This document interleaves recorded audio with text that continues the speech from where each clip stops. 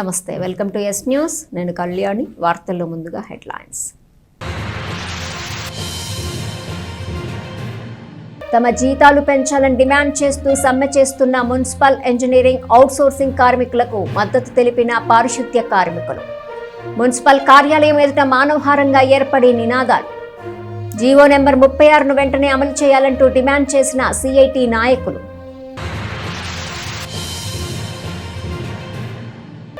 విద్యుత్ షార్ట్ సర్క్యూట్తో అగ్ని ప్రమాదానికి గురైన పాడి పశువులు. 5 పాడి పశువుల్లో 1 మృతి, మిగిలిన 4 పాడి పశువులకు తీవ్ర గాయాలు. వైద్య చికిత్సలు చేసిన వెటర్నరీ ఏడీ డాక్టర్ జి నరేంద్రబాబు.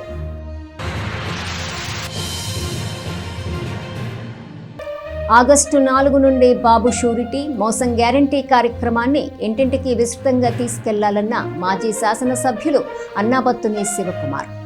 తెనాలి మండల స్థాయి కమిటీల నాయకులకు దిశాదశ నిర్దేశం చేసిన మాజీ ఎమ్మెల్యే అన్నాబత్తుని.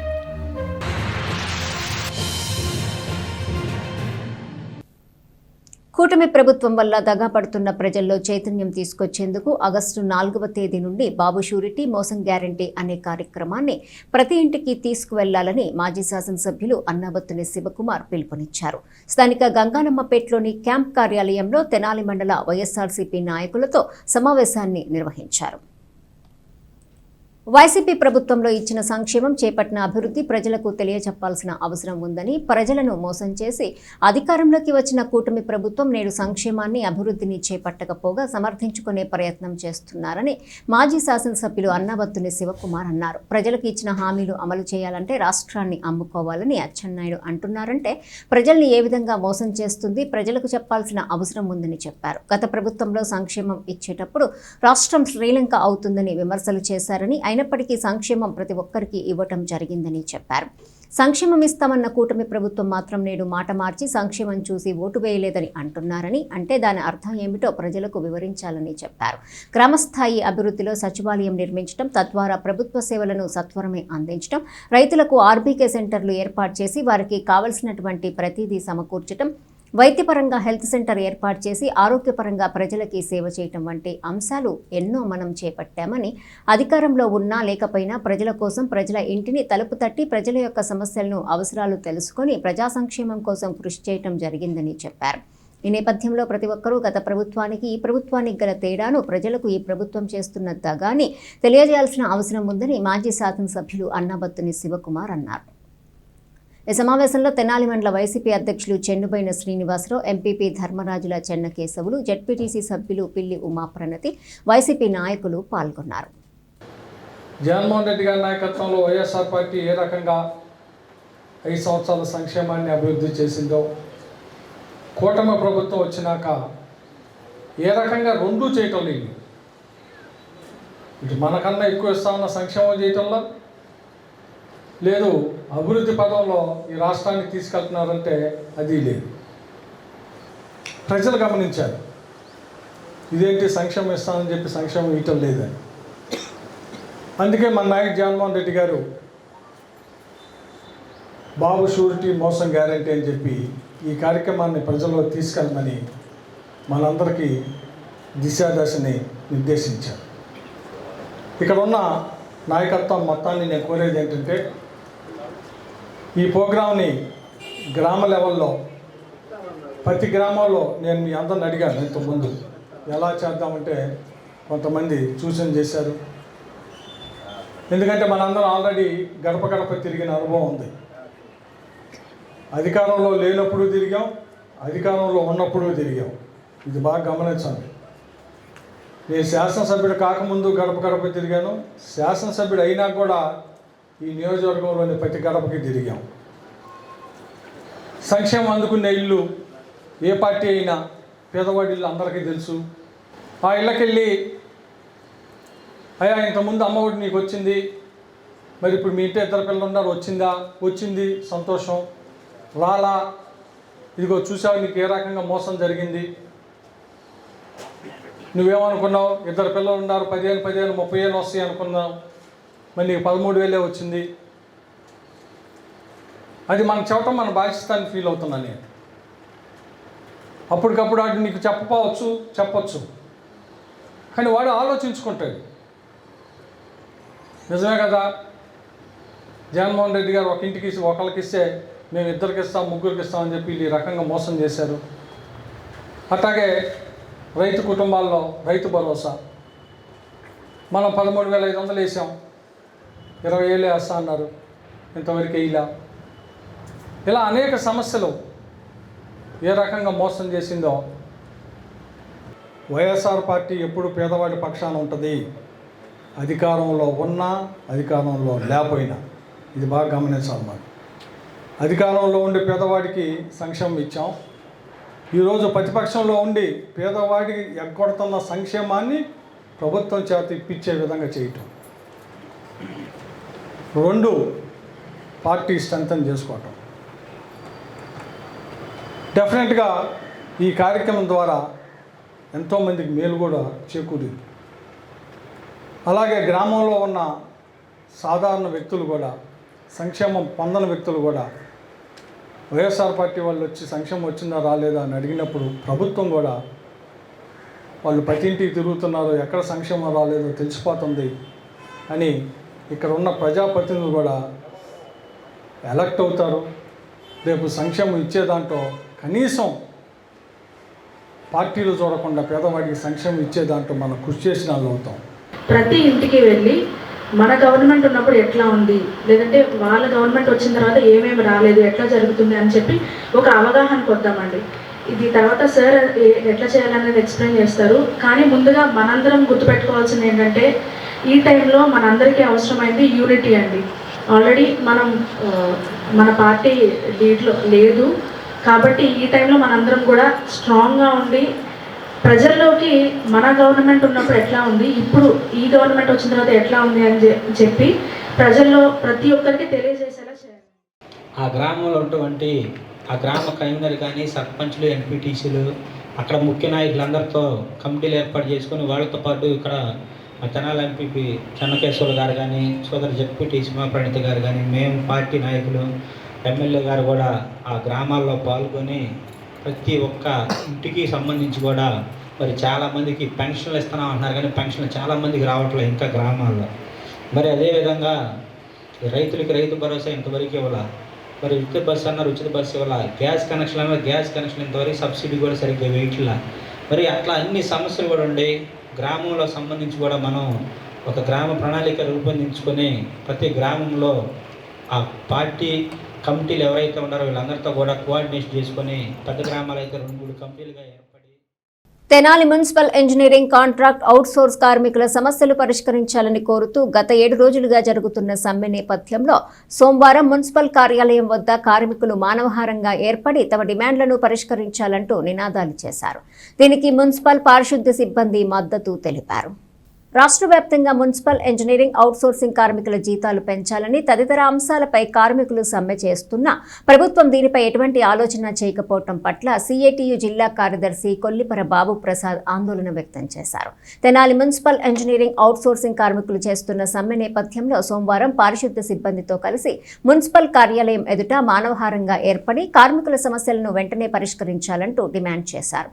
ఈ నేపథ్యంలో సిఐటియు జిల్లా కార్యదర్శి కొల్లిపర బాబు ప్రసాద్ మాట్లాడుతూ ప్రభుత్వం జీవో మీద జీవోలు ఇచ్చి కార్మికులను గందరగోళంకు గురిచేస్తుందని అన్నారు. నాయకులను చర్చలకు పిలవకుండా ఏకపక్షంగా 124వ జీవోనిస్తూ 3 కేటగిరీల్లో జీతాలు పెంచినట్లు ప్రకటించడం సరైంది కాదని అన్నారు. జీవో నెంబర్ 36 ప్రకారం వేతనాలు ఇవ్వాలని, మిగతా వారిలాగానే 60 నుంచి 62 సంవత్సరాలు ఉద్యోగ పరిమితిని పెంచాలని తదితర అంశాలు అంగీకరించాలంటూ డిమాండ్ చేశారు.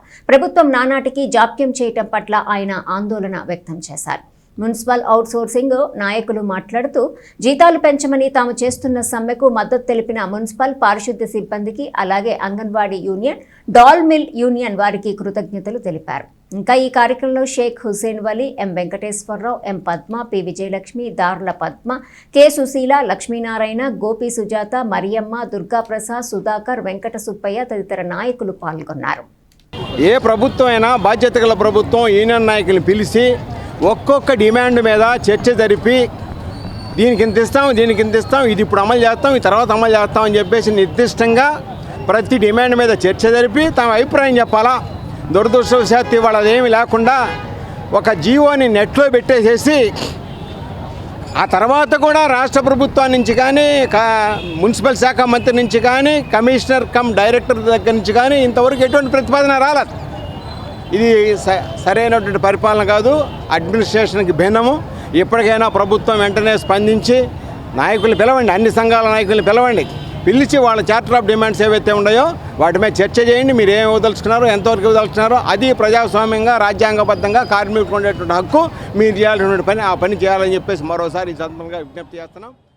ఈ సమ్మె యొక్క ముఖ్య ఉద్దేశం జీవో నెంబర్ 36ని అమలు చేయాలని చెప్పి పెద్ద ఎత్తున పోరాటం చేస్తున్న ధర్మిళ రాష్ట్ర ప్రభుత్వం ఎవరైతే సమ్మె చేస్తూ ఉన్నారో ఆ సమ్మె చేస్తున్నటువంటి కార్మికుల ప్రతినిధుల్ని చర్చలు పిలవకుండా ఏకపక్షంగా జీవోలు విడుదల చేయడం అనేది దుర్మార్గం. 2, ఈరోజు రాష్ట్రంలో ఈ కాంట్రాక్ట్ అవుట్సోర్సింగ్ కార్మికులకి 60 సంవత్సరాలు వచ్చిన కారణంతో వాళ్ళందరికీ రిటైర్మెంట్ అవ్వాలని చెప్పి వాళ్ళు ఇక నుంచి మీరు విధులకు హాజరు కాకూడదు, మీకు 60 సంవత్సరాల నిబంధన అని చెప్పి కాగితాలు ఇస్తున్నారు. అట్లా రిటైర్మెంట్ అయిన పిల్లలకి ఉద్యోగాలు ఇవ్వట్లేదు, చనిపోయిన కుటుంబ సభ్యులకి ఉపాధి కల్పించట్లేదు. అట్లా రిటైర్డ్ అయితే 75,000 రూపాయలు ఇస్తాము, అదనంగా మీరు అన్నాలు సర్వీస్ చేస్తే అన్నాలు ప్రతి సంవత్సరానికి 2,000 రూపాయలు చొప్పున లెక్క కట్టిస్తామని చెప్పారు. వాటిని కూడా గత సమ్మె కాలంలో ఒప్పందాలు అమలు జరగలేదు. 2, ఈ కాంట్రాక్ట్ అవుట్సోర్సింగ్ వర్కర్లందరికీ కలిపి ఆప్కాస్లో నెంబర్ కొట్టంగానే, ఐడి నెంబర్ కొట్టంగానే ఎంప్లాయీని చూపిస్తూ ఉంది. ఈ ఎంప్లాయీ పేరు మీద సంక్షేమ పథకాలు అమలు చేయకుండా ఈ కొద్ది జీతాలు తీసుకునే వాళ్ళకు కూడా ఆ పథకాలను దూరం చేశారు. ఈ సమస్యలన్నిటి మీద రాష్ట్ర నాయకత్వంతో ప్రభుత్వ చర్చలు జరపకుండా ఏకపక్షంగా తలా 3,000 పెంచాం, 2,000 పెంచామని చెప్పి ఆ పేరు మీద ప్రకటించడం అంటే ఇది కార్మికుల్ని మోసం చేయటమే. మేము అడిగే కోరికలు 3 అండి. మా యూనియన్ నాయకులు 36 జీవో ప్రకారం సమాన పనికి సమాన వేతనం, 60 సంవత్సరాల నుంచి 62 సంవత్సరాలు పెంచమని అడుగుతున్నాం. ప్రమాద బీమా అడిగాము. మేము అడిగే గుర్తింపు కోరికలేం కాదండి, న్యాయమైన కోరికలు అని చెప్పి స్టేట్ వైడ్గా మాకు మద్దతు వచ్చింది. అదేవిధంగా తెనాల్లో కూడా మాకు మద్దతు తెలపడానికి వచ్చిన పరిస్థితి కార్మికులకి, సిపిఎంకి, సిఐటి నాయకులకి, ఇట్లాగే దాల్మిల్ యూనియన్ నాయకులకి, అంగళవాణి యూనియన్ వాళ్ళకి మా అందరికి కూడా మద్దతు తెలిపినందుకు హృదయపూర్వకమైన ధన్యవాదాలు. తెనాలి వీడియోగ్రాఫర్స్ అండ్ మరియు ఫోటోగ్రాఫర్స్ వెల్ఫేర్ అసోసియేషన్ పేరిట బ్యాంకులో డిపాజిట్ చేసిన 2 లక్షల రూపాయలను కొత్త పాలక వర్గంకు చెప్పకుండా పాత అసోసియేషన్ సభ్యులు బ్యాంకు నుంచి డ్రా చేశారు. దీనిపై కొత్తగా ఏర్పడిన అసోసియేషన్ కొత్త కార్యవర్గం 1 టౌన్ పోలీస్ స్టేషన్లో ఫిర్యాదు చేసింది. వీడియోగ్రాఫర్స్ కి ఫోటోగ్రాఫర్స్ కి రక్షణగా 2 లక్షల రూపాయలను వీడియోగ్రాఫర్స్ మరియు ఫోటోగ్రాఫర్స్ వెల్ఫేర్ అసోసియేషన్ ద్వారా డిపాజిట్ చేశామని, ఇంతకు ముందు ఉన్న పాలకవర్గం పనిచేస్తూ వచ్చిందని, అయితే కొత్తగా ఏర్పడిన పాలకవర్గంకు చెప్పకుండా అసోసియేషన్ డిపాజిట్ 2 లక్షల రూపాయలను బ్యాంకు నుండి డ్రా చేశారని ఆరోపిస్తూ 1 టౌన్ పోలీస్ స్టేషన్లో ఫిర్యాదు చేశారు. ఈ సందర్భంగా నాయకులు మాట్లాడుతూ అసోసియేషన్ సభ్యులకి అత్యవసర పరిస్థితుల్లో ఉపయోగించుకునే వీలుగా డబ్బులు డిపాజిట్ చేస్తే వాటిని తమకు తెలియకుండా పెద్దలకు చెప్పకుండా డ్రా చేయటాన్ని వారు ఆక్షేపించారు. ఈ సందర్భంగా 1 టౌన్ సిఐకి ఫిర్యాదు చేశారు. ఫిర్యాదు చేసిన వారిలో అధ్యక్షులు శుద్ధపల్లి సాంబశివరావు, కార్యదర్శి బాబీ, సునీల్, సందీప్, మహేష్ తదితరులు ఉన్నారు. Videographers and photographers welfare association ఫిబ్రవరి నెల 3వ తేదీన కొత్త ప్యానెల్ కొనసాగడం జరిగింది. ఈ అసోసియేషన్ అధ్యక్షులుగా శుద్ధపల్లి సాంబశివరావు గారు, కార్యదర్శిగా నేను, ట్రెజరర్గా చంద్రశేఖర్ గారు కొనసాగడం జరుగుతూ ఉంది. అసోసియేషను ఫామ్ అయినప్పటి నుంచి 2002లో ఈ అసోసియేషన్ ప్రారంభించబడింది. ఈ కొత్త ప్యానెల్ కొనసాగడం జరిగినప్పటి నుంచి అనేక సేవా కార్యక్రమాలు, ఫోటోగ్రాఫర్ల అభివృద్ధి కొరకు వర్క్షాపులు నిర్వహించడం జరుగుతూ ఉంది. అయితే గడిచిన కార్యవర్గం అసోసియేషన్ సభ్యుల వద్ద శాసనసభ్యత్వాల పేరుతో కొంత అమౌంట్ని పోగు చేసి దానికి కొంత అమౌంట్ కలిపి videographers and photographers welfare association పేరు మీద ఒక అకౌంట్ను ఓపెన్ చేసి అప్పటి అధ్యక్ష ట్రెజరర్లు జాయింట్ అకౌంట్గా ఒక అకౌంట్లో 2 లక్షల రూపాయలు డిపాజిట్ చేయడం జరిగింది. ఆ తర్వాత ఆ అమౌంట్ని నూతన కార్యవర్గానికి అప్పచెప్పవలసి ఉండగా వారు నిన్న మధ్యాహ్నం అక్రమంగా ఆ అమౌంట్ని డ్రా చేశారు. నిన్న మధ్యాహ్నం 3 గంటలకి.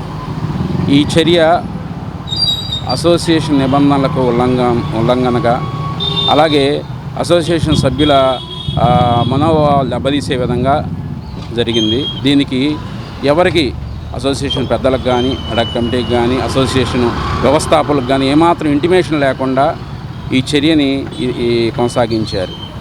ఇప్పుడున్నటువంటి ప్యానలు ఈ సంఘ పెద్దలు, అసోసియేషన్ పెద్దలు, అడక్ కమిటీ వారు ఇది నేరపోత చర్యగా భావించి ఈ రోజున కంప్లైంట్ ఇవ్వడం జరుగుతూ ఉంది. మా అధ్యక్షుడు సుతపల సాంబశివరావు గారు, అలాగే మా పిఆర్ఓ మహేష్ గారు, మా కార్యనిర్వహణ కార్యదర్శి సునీల్ సందీప్ గారు, మేమందరం ఈ కంప్లైంట్ని ఇవ్వటం జరుగుతూ ఉంది. ఇందులో వ్యవస్థాపక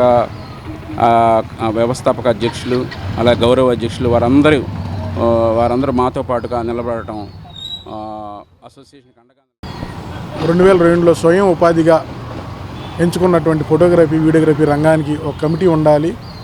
ఎటువంటి సెక్యూరిటీ లేని, ప్రభుత్వ ఆధారం లేని వారికి మనం యూనియన్ పరంగా ఒక అండగా ఉండాలనే ఉద్దేశంతో, మంచి ఉద్దేశంతో పెద్దలు ఒక యూనియన్ స్థాపించి మరి ఈ రోజు వరకు ఈ సంవత్సరం వరకు నడిపిస్తూ ఉన్నారు. దాని క్రమంలో భాగంగా గతంలో ఒక కమిటీని ఏర్పాటు చేసి ఇట్లా పదే మనం అమౌంట్ కలెక్ట్ చేయడం ఇబ్బంది అవుతుంది. సో ఒక ఫిక్స్డ్ అమౌంట్ ఉండాలి. ఎవరికైనా ఏదైనా ఇబ్బంది కలిగితే, ఫోటోగ్రఫీ, వీడియోగ్రఫీ, మీడియా మిత్రులందరికీ ఏదైనా ఇబ్బంది కలిగితే వారికి కొంత అమౌంట్ యూనియన్ నుంచి ఇవ్వాలని ఒక మంచి ఉద్దేశంతో, ఒక సంకల్పంతో ఒక కమిటీని ఏర్పాటు చేయడం జరిగింది. ఆ కమిటీ కొనసాగింది. తర్వాత ఇప్పుడు కొత్త కమిటీ ఏర్పడిన తర్వాత ఆ కమిటీలో శాశ్వత సభ్యత్వాల పేరిట, విరాళాల పేరిట కొన్ని అమౌంట్ని బ్యాంకులో జమ చేయడం జరిగింది. మరి నిన్నటి దినాన 21వ తారీఖు మరి 7 నెల 2025 తారీఖున ఎవరికి చెప్పకుండా, కొత్త కమిటీకి అప్పచెప్పకుండా మరి ఆ డబ్బులన్నీ డ్రా చేసుకుని మరి ఎటువంటి సమాచారం లేకుండా డ్రా చేసుకోవడం జరిగింది. ఒక మంచి ఉద్దేశంతో ఏర్పాటు చేసిన ఈ డబ్బులు అకౌంట్ని దుర్వినియోగం చేసి ఈ విధంగా ఎవరికి ఇంటిమేషన్ లేకుండా డ్రా చేసినటువంటి వారిపై చట్టపరమైన చర్యలు తీసుకోవడానికి స్థానిక 1 టౌన్ పోలీస్ స్టేషన్లో కంప్లైంట్ చేయడం జరుగుతుంది. ఎందుకంటే ఎటువంటి విభేదాలు రాకూడదన్న ఉద్దేశంతోనే ఈ కంప్లైంట్ ఇవ్వడం జరుగుతుంది. మరి దీన్ని పోలీసు వారు చర్యలు తీసుకుంటారని, మరి సమస్య తలెత్తకుండా సమస్యను పరిష్కరిస్తారని కోరుకుంటున్నాను. తెనాలి రైల్వే స్టేషన్ 4వ నెంబర్ ప్లాట్ఫామ్ సమీపంలో ఒక వ్యక్తి రైలు కింద పడి చనిపోవటాన్ని చూసిన స్థానికులు రైల్వే పోలీసులకు సమాచారం ఇచ్చారు. చనిపోయిన వ్యక్తి జాన్ బాబుగా గుర్తించిన రైల్వే పోలీసులు వారి కుటుంబ సభ్యులకు తెలియజేశారు. తెనాలి రైల్వే స్టేషన్ 4వ నెంబర్ ప్లాట్ఫామ్ సమీపంలో జాన్ బాబు అనే అతను రైలు కింద పడి మరణించాడు. గుంటూరులోని ఆర్ఎన్బి డిపార్ట్మెంట్లో జూనియర్ టెక్నికల్ అసిస్టెంట్గా పనిచేస్తుంటాడు. చనిపోయిన జాన్ బాబు కుటుంబ సభ్యులకు రైల్వే పోలీసులు సమాచారం అందించారు. జాన్ బాబు మరణ వార్త విన్న కుటుంబ సభ్యులు, భార్య, కూతురు సంఘటనా స్థలానికి చేరుకుని జాన్ బాబు మృతదేహాన్ని చూసి బోరున విలపించారు. అయితే జాన్ బాబు గత కొన్ని రోజులుగా పెరాలసిస్తో బాధపడుతున్నాడు. రైల్వే పోలీసులు కేసు నమోదు చేశారు. తెనాలి ఐతానగర్లోని ఎన్ఎస్ఎస్ఎం హైస్కూల్ సమీప బజార్లో సోమవారం రాత్రి విద్యుత్ షార్ట్ సర్క్యూట్ జరిగింది. ఈ విద్యుత్ షార్ట్ సర్క్యూట్ వల్ల పశువుల చావిడికి నిప్పంటుకోవడంతో ఒక పశువు మృతి చెందగా మరో 4 పశువులు తీవ్రంగా గాయపడ్డాయి. గాయపడిన పశువులకు పశు వైద్య నిపుణులు వైద్య చికిత్సలు అందిస్తున్నారు. స్థానిక ఐతానగర్లోని హైస్కూల్ సమీప బజార్లో సోమవారం రాత్రి జరిగిన విద్యుత్ షార్ట్ సర్క్యూట్ వల్ల అక్కడే ఉన్న చావిడికి నిప్పంటుకుని దానిలో ఉన్న 5 పశువుల్లో 4 పశువులు తీవ్రంగా గాయపడగా ఒక పశువు చనిపోయింది. పశువుల యజమాని వెంకటేశ్వరరావు చనిపోయిన పశువును తీవ్రంగా గాయపడిన మిగతా పశువులు చూసి తీవ్ర ఆవేదనకు లోనయ్యారు. తీవ్రంగా గాయపడిన పశువులకు వెటర్నరీ ఏడీజీ నరేంద్రబాబు నేతృత్వంలో వైద్యులు వైద్య చికిత్సలు జరుగుతున్నాయి. కాగా అగ్నిమాపక కేంద్రం సిబ్బంది సకాలంలో ఘటనా స్థలానికి వచ్చి మంటలు విస్తరించకుండా అదుపులోకి తీసుకురావడంతో పెద్ద ప్రమాదం తప్పినట్లయింది. పశువులకు ఏర్పాటు చేసినటువంటి ఫ్యాన్లకు బిగించిన తీగల కారణంగా ప్రమాదం సంభవించినట్లు అగ్నిమాపక అధికారులు వెల్లడించారు. రాత్రి ఐతానగర్లో అగ్ని ప్రమాదం జరిగి షార్ట్ సర్క్యూట్ వల్ల 4 యానిమల్స్ బాగా ఎఫెక్ట్ అయినాయి. అందులో ఒక యానిమల్ 80-85% బర్న్స్తో రాత్రి తెల్లారగడ్డ చనిపోవడం జరిగింది. పశుసంవర్ధక శాఖ తరపున మేమంతా రాత్రి నుంచి ఇక్కడే ఉండి వైద్యం సదుపాయాలు అందేటట్టు చూస్తున్నాం. మిగతా మిగిలిన 3 కూడా 40% to 30-35% బర్న్స్ ఉన్నాయి. అవి కూడా రికవర్ అయ్యేటట్టుగా మా స్టాఫ్ మేమందరం కృషి చేస్తున్నాం. ప్రస్తుతం అయితే ఒక యానిమల్ చనిపోయింది. ఇంకొక యానిమల్ కొంచెం బర్న్స్ ఎక్కువగా ఉన్నాయి. దాన్ని కూడా ట్రీట్మెంట్ అన్నిటికీ మిగతా 3 కూడా ట్రీట్మెంట్ చేస్తాం. 8 దాటిన కాక సావుడు కాలిపోయింది. గేదెలు అనేది దెబ్బతిన్నాయి. ఒక టైం సూడిది చచ్చిపోయింది. రాత్రి డాక్టర్లు 12 గంటల దాకా వైద్యం చేశారు. ఒకటి మాత్రం చనిపోయింది. ఇవన్నీ బాగా దెబ్బతినండి. నా పేరు నాగమల్లేశ్వరం అండి. 3 నుంచి 4 లక్షలు దాకా ఉంటాయి. 1 లక్ష రూపాయలు పడ్డే వాడు చచ్చిపోయింది. నేను ఉండేది మామూలుగా అద్దెకే. ఎవరన్నా ఇదంతా తగిన చెప్తే ఎట్టా కొట్ట. తెనాలి మండలము జక్కడిగుంటపాలెం గ్రామ పంచాయతీ కార్యాలయంలో పొలం పిలుస్తోంది కార్యక్రమాన్ని వ్యవసాయ శాఖ నిర్వహించింది. ఈ కార్యక్రమంలో వ్యవసాయ అధికారి కె సుధీర్ బాబు రైతులతో పలు వ్యవసాయ, హార్టికల్చర్ వంటి అంశాలను చర్చించారు. మండల గ్రామమైన జగ్గడిగుంటపాలెం గ్రామ పంచాయతీ కార్యాలయంలో వ్యవసాయ శాఖ తెనాలి మండల ఏవో కె సుధీర్ బాబు ఆధ్వర్యంలో పొలం పిలుస్తోంది అనే కార్యక్రమాన్ని నిర్వహించారు. ప్రస్తుతం 2 రోజుల నుంచి కురుస్తున్న వర్షాల వల్ల పొలాలు నీటితో నిండిపోయాయని, ఆ నీటిని తొలగించే చర్యలు రైతులు తీసుకోవాలని చెప్పారు. ఇదే సందర్భంలో ఫసల్ బీమా పథకం గురించి దరఖాస్తు చేసుకునే వారికి ఆగస్టు 15వ తేదీ వరకు గడువుందని, ఎకరానికి 400 రూపాయలు చెల్లించాలని చెప్పారు.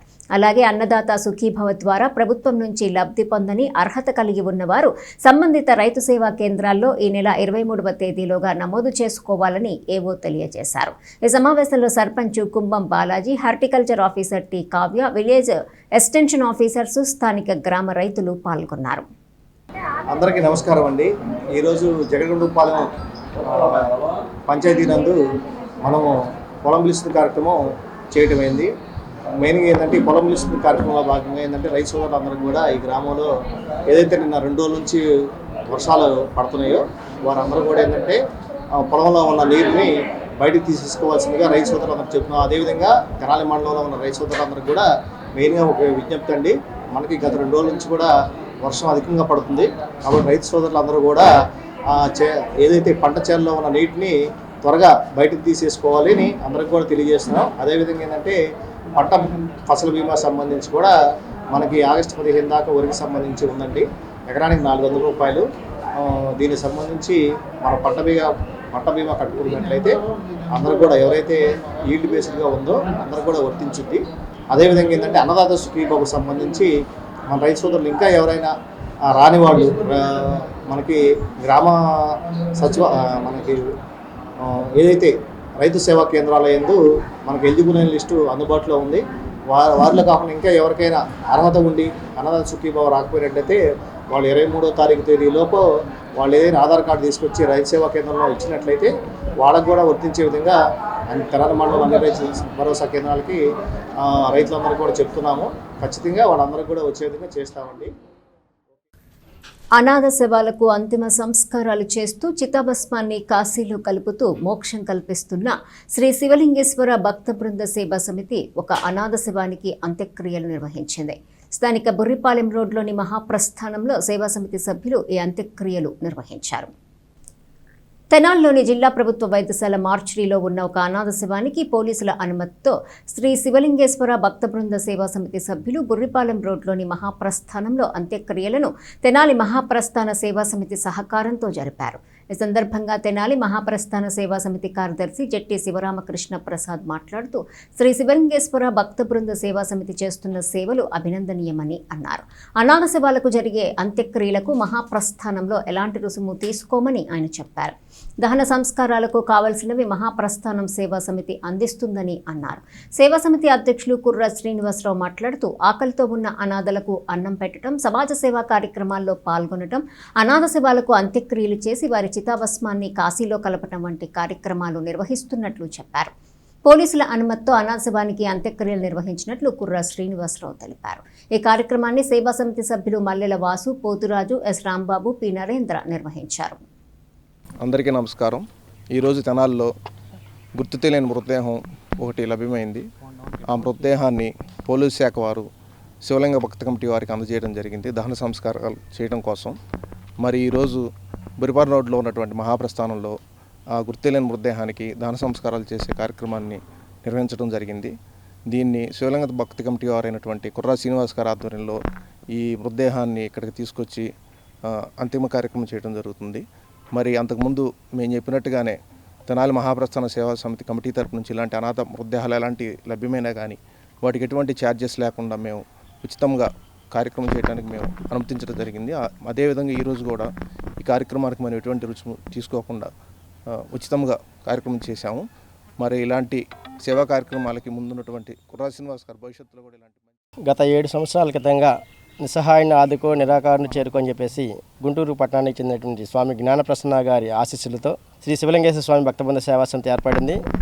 ఆకలితో ఉన్న వారికి అన్నం పెడతాం, అనాథులుగా నిస్సహాయులుగా దీనులుగా ఎవరైనా మరణిస్తే ఎక్కడ కూడా ₹1 కూడా ఆశించకుండా స్వచ్ఛందంగా మా యొక్క టీము సేవలు అందిస్తుంది.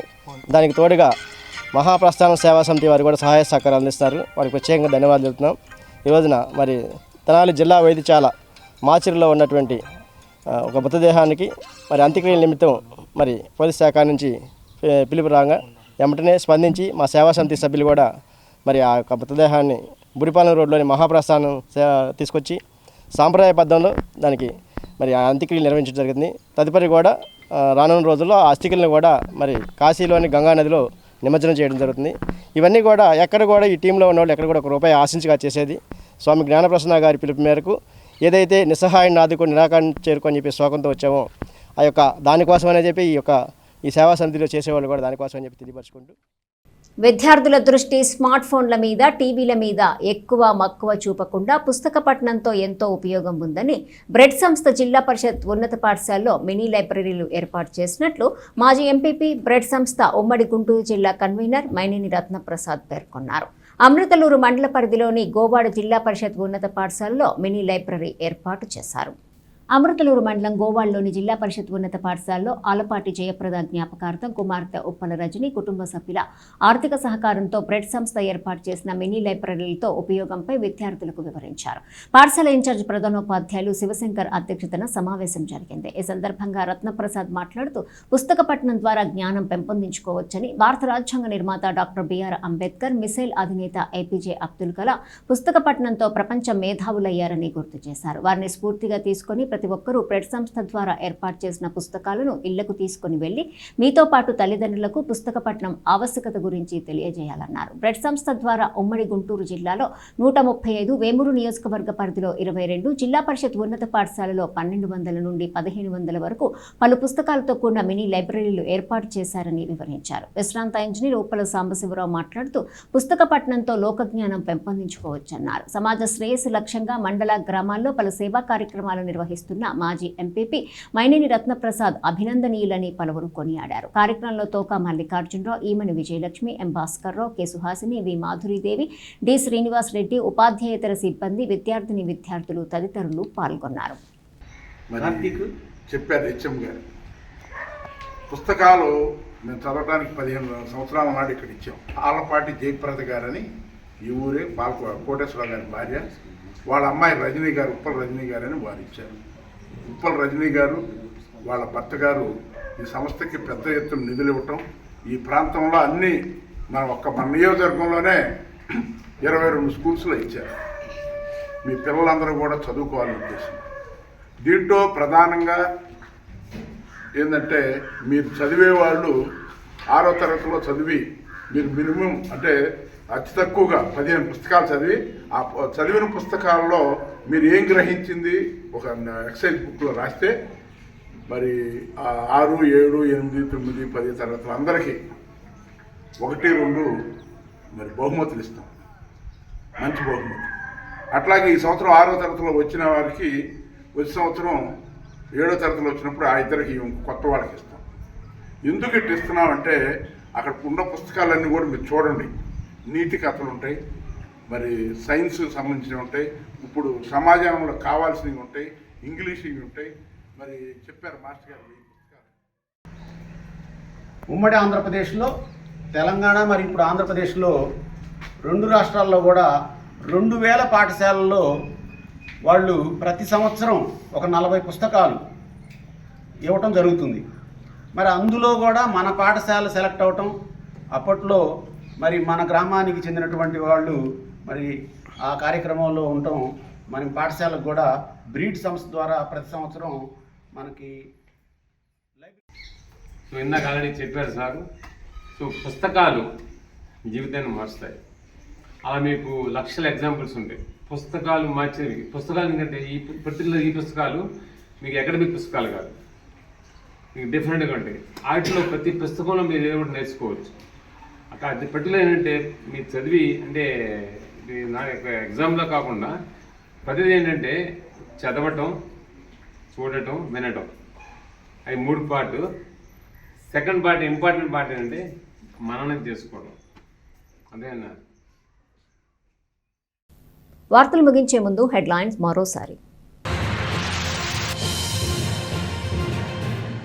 తమ జీతాలు పెంచాలని డిమాండ్ చేస్తూ సమ్మె చేస్తున్న మున్సిపల్ ఇంజనీరింగ్ అవుట్సోర్సింగ్ కార్మికులకు మద్దతు తెలిపిన పారిశుద్ధ్య కార్మికులు. మున్సిపల్ కార్యాలయం ఎదుట మానవహారంగా ఏర్పడి నినాదాలు. జీవో నెంబర్ 36ను వెంటనే అమలు చేయాలంటూ డిమాండ్ చేసిన సిఐటి నాయకులు.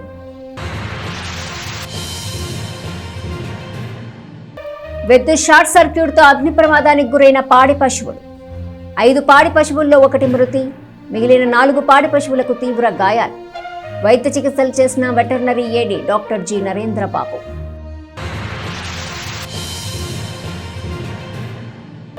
ఆగస్టు 4 నుండి బాబు షూరిటీ మోసం గ్యారంటీ కార్యక్రమాన్ని ఇంటింటికి విస్తృతంగా తీసుకెళ్లాలన్న మాజీ శాసనసభ్యులు అన్నాబత్తుని శివకుమార్. తెనాలి మండల స్థాయి కమిటీల నాయకులకు దిశాదశ నిర్దేశం చేసిన మాజీ ఎమ్మెల్యే అన్నాబత్తుని.